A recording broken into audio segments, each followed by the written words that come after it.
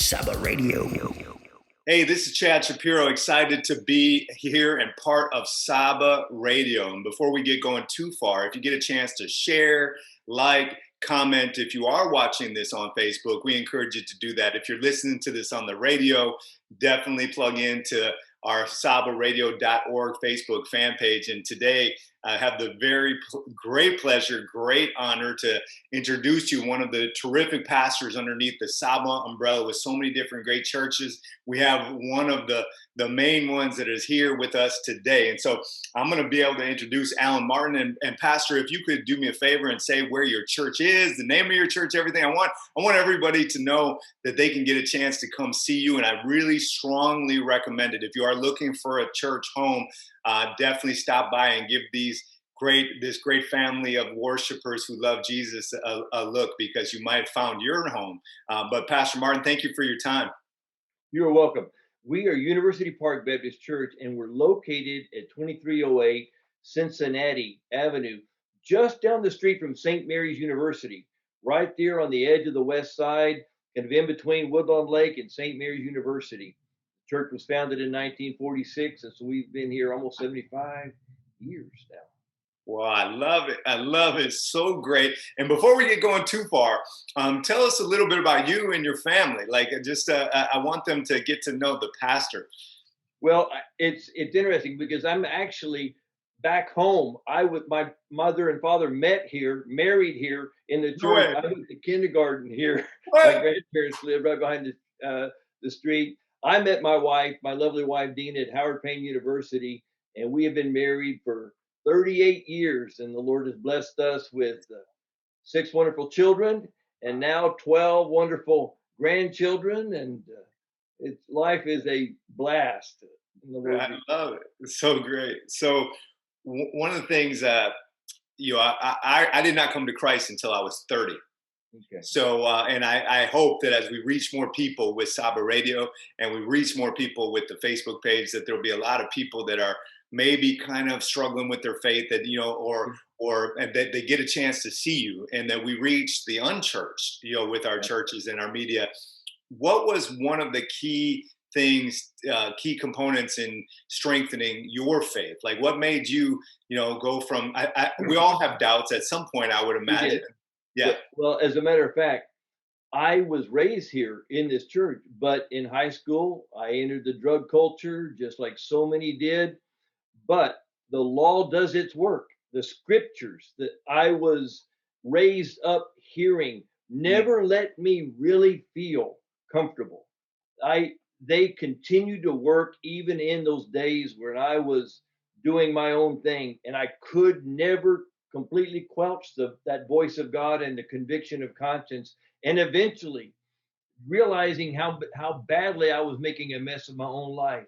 Right. The truths of the gospel broke through, and I finally just surrendered to the wooing of the Lord and was wonderfully born again, just at the age of almost 20 years old. Yeah, terrific. Yeah. And so if you're sitting there struggling, just so you know, I think we all have at some point. Yes. And so don't let that stop you from understanding what God could do in and through you.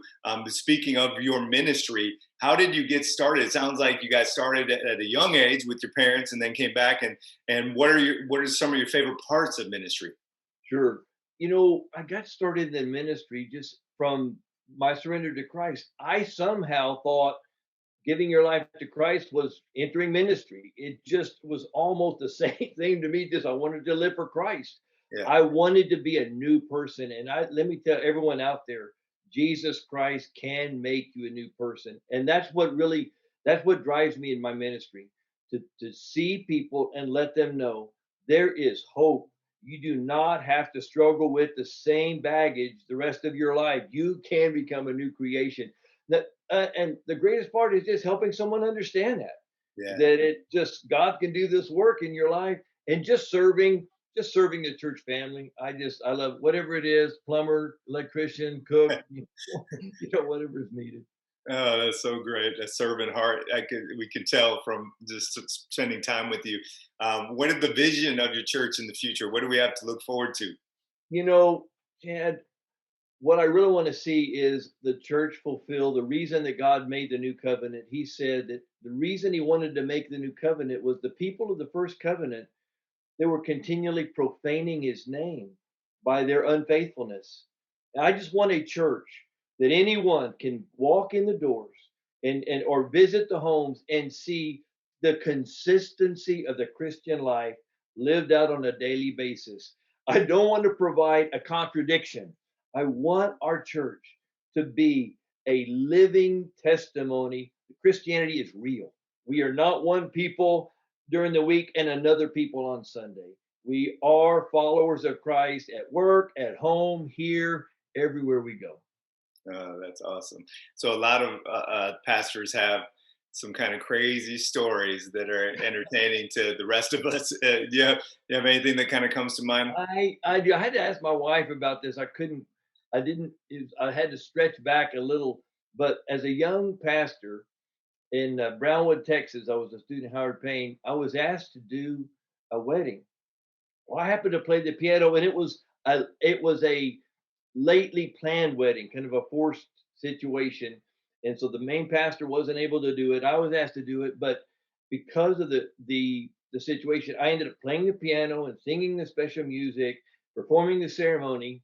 And while I was playing the piano and singing special music, the groom fainted. Oh man, And okay, I that's saw him different. leaning against the bride and then slowly sliding down to the ground. And to top it over, I was working at the side job as a physical therapy and at the regional hospital. So not only was I pastor and musician and piano player, I ran over and said, I work at the hospital. Oh my, It felt so embarrassing, like this is the Alan Martin show. And it was, you that is a great one. Oh, you needed your wife to remember that. You know, might have some more.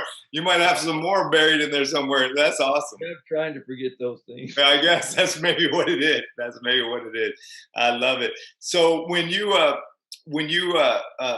first got started, what did you wish you knew then that you know now?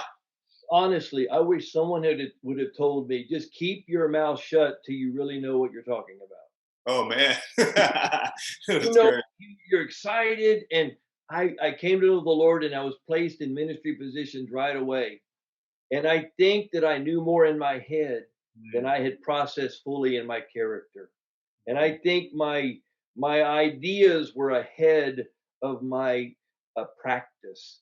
And Wow. I wish I would have been a little bit slower so that I could be a consistent. Some of my early zeal was not necessarily well managed, and so I really wish that I'd have been a little slower. That it was just, let's take this easier and let's let the fruit be developed. People don't like eating fruit before it's ripe. It's Oh kind yeah. of That's a really, really good word. You can see that a lot in scripture too, right? Where there was yeah. a pause, in their ministries when it didn't necessarily happen the next day, that they Yeah, were. I feel like it's still, I'm waiting for the full meekness of Christ to catch up with the message. I think I've known the message hasn't changed, but I just long to really know the fullness of the meekness of Christ. Wow, that's beautiful. Well, we are very excited to have you on here Yeah. and to listen to your sermons every week. And what kind of in this new endeavor with SABA Radio, what are some thoughts you have? What excites you the most about what we're doing with SABA and all the different You know what? pastors? I'm so excited for the people of San Antonio because you hear the radio, Christian radio now, it's mainly preachers from all over the country. Yeah. But here, we're going to have an opportunity to hear some of our brothers that we get to interact with right here in San Antonio who have their pulse on the Alamo City. And so I'm excited because I pray for the pastors that I know and I meet here in San Antonio. And I just want to encourage those listeners from SABA Radio that we become one church family. And gives us a connection point where we can hear and see what's on the heart of our fellow pastors and our fellow churches here in San Antonio. And I'm so excited to be a part of that. Well, we're excited to have you a part of it. And so we thank you for your time and efforts towards it. And if you guys are getting a chance to listen to these great words and you're on social media, like I mentioned at the front, part of this. Share it out there, right? More people to see, the better, to be able to see Pastor Martin. And lastly, just kind of wrap up again with I want them to know and remember at the end here where your church is and to come visit. Sure.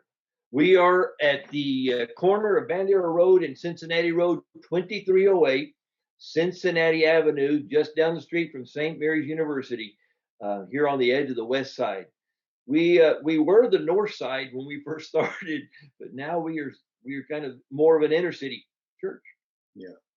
Well, go visit Pastor Martin and their family of faith over there. Take care. God bless you. Stay tuned to SABA Radio. I put it on my phone as a tab where I can just click it and listen to the music wherever I'm doing and listen to the great pastors like Pastor Martin. And we look forward to seeing you there. Take care and God bless you. All right, Pastor. All right. That was it. You did an amazing job. Thank you.